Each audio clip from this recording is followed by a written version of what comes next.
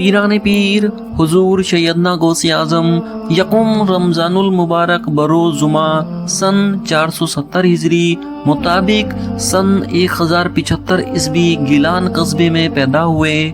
सैयद अब्दुल कादिर नाम रखा गया।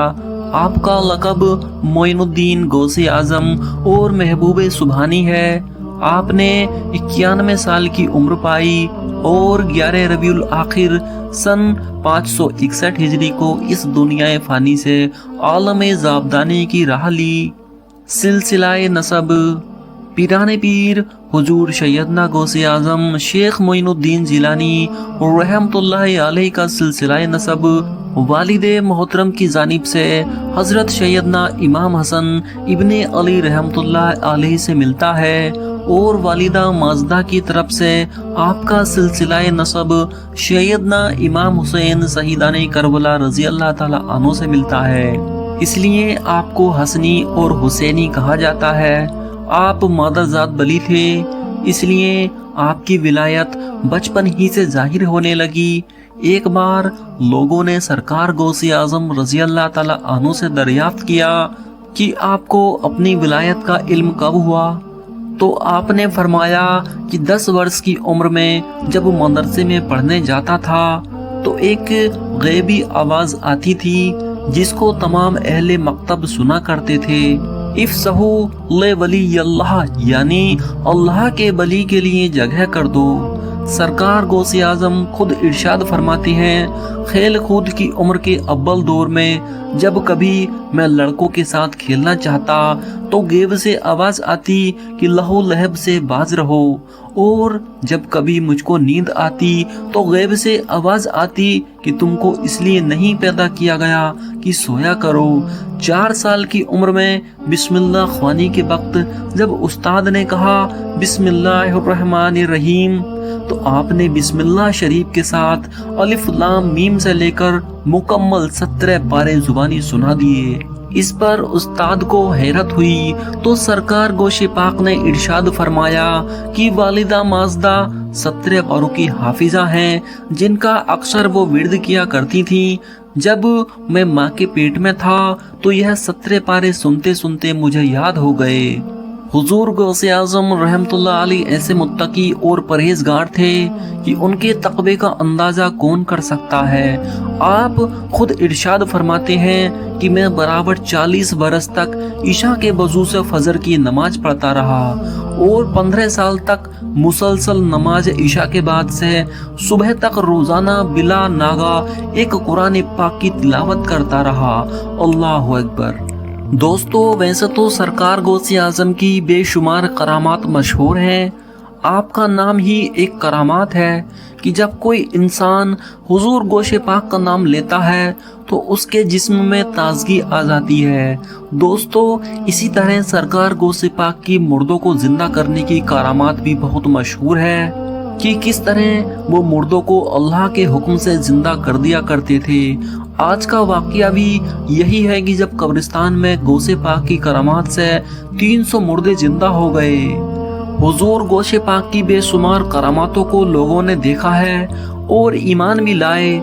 सरकार गौसे पाक की करामात आज भी पूरी दुनिया में मशहूर है और आज भी सरकार गौसे पाक की करामात लोग सुनते और पढ़ते आ रहे हैं और उनके सदके में फैज़ हासिल कर रहे हैं। हुजूर गोशे पाक की शान बहुत बुलंद है। दोस्तों, इस वाक़ये में हम आपको बताएंगे कैसे गौसे पाक की करामात से 300 मुर्दे जिंदा हो गए और अपनी कब्र से बाहर निकल आए।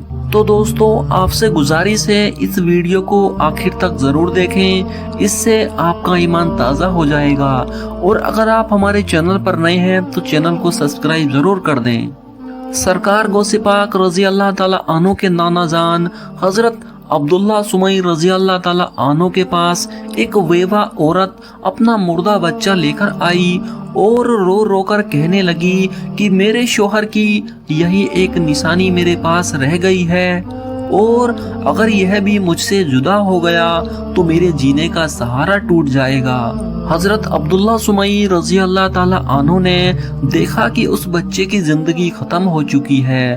آپ نے اس عورت سے کہا کہ اس کا تو انتقال ہو گیا ہے، اب تم اسے لے کر اپنے گھر چلی جاؤ۔ اس کے بعد وہ عورت روتی ہوئی جانے لگی۔ اس سمے غوث پاک ایک چھوٹے بچے تھے، لیکن اللہ تعالیٰ نے انہیں بے پناہ مقام عطا کیا ہے۔ اس کے بعد غوث پاک نے اس عورت کو روتے ہوئے دیکھا تو آپ نے اس عورت سے رونے کی وجہ پوچھی تو اس عورت نے سرکار غوث اعظم کو سارا ماجرا سنایا۔ غوث اعظم رضی اللہ تعالیٰ عنہ کو اس عورت پر ترس آ گیا اور آپ نے اس عورت سے کہا، اے اماں جان، آپ کا بچہ مرا کہاں ہے؟ وہ تو زندہ ہے، آپ دیکھیے تو صحیح۔ جب اس عورت نے بچے کو دیکھا تو بچہ حقیقت میں زندہ ہو گیا اور حرکت کرنے لگا۔ اسی وقت آپ کے نانا جان بھی وہاں آ گئے اور آپ کو گھور گھور کر دیکھنے لگے تو آپ نے ڈر کر بھاگنا شروع کر دیا اور آپ کے نانا آپ کے پیچھے آنے لگے۔ آپ دوڑتے ہوئے وہاں کے قبرستان میں داخل ہو گئے اور اس قبرستان میں کہا، اے قبرستان کے مردوں، میری مدد کرو۔ آپ کا اتنا کہنا ہی تھا کہ 300 مردے اپنی قبر سے نکل کر باہر آ گئے اور وہ مردے آپ کے اور آپ کے نانا جان کے بیچ دیوار بن کر کھڑے ہو گئے۔ حضور گوشے پاک کی یہ کرامات دیکھ کر حضرت عبداللہ شمئی رضی اللہ تعالی عنہ وہیں رک گئے اور تھوڑا دور حضور غوث اعظم رضی اللہ تعالی عنہ بھی کھڑے ہو کر مسکرانے لگے۔ آپ کے نانا جان نے اپنا سر مبارک نیچے کر دیا اور فرمایا، اے عبد القادر، ہم تمہارے مرتبے کو نہیں پہنچ سکتے۔ سبحان اللہ۔ حضور غوث پاک رحمت اللہ علیہ فرماتے ہیں کہ شروع میں میری تقریر میں بہت کم لوگ حاضر ہوتے تھے، لیکن سن 551 ہجری ماہ شوال میں سنبا کے روز ظہر کی نماز کے قبل حضور صلی اللہ علیہ وسلم نے مجھے اپنے دیدار پر انوار سے مشرف فرمایا۔ حضور گوش پاک رضی اللہ تعالی عنہ کی شان بہت بلند اور اونچی ہے۔ اگر ان کی کراماتوں کو سنیں گے تو آپ کا ایمان تازہ ہو جائے گا اور آپ کی دنیا بدل جائے گی۔ اللہ تعالیٰ سے دعا ہے کہ ہم سب کو سرکار غوث پاک رضی اللہ تعالی عنہ کے صدقے میں اچھی زندگی عطا فرمائے اور ہم سب کو دنیا کی تمام برائیوں سے بچنے کی توفیق عطا فرمائے۔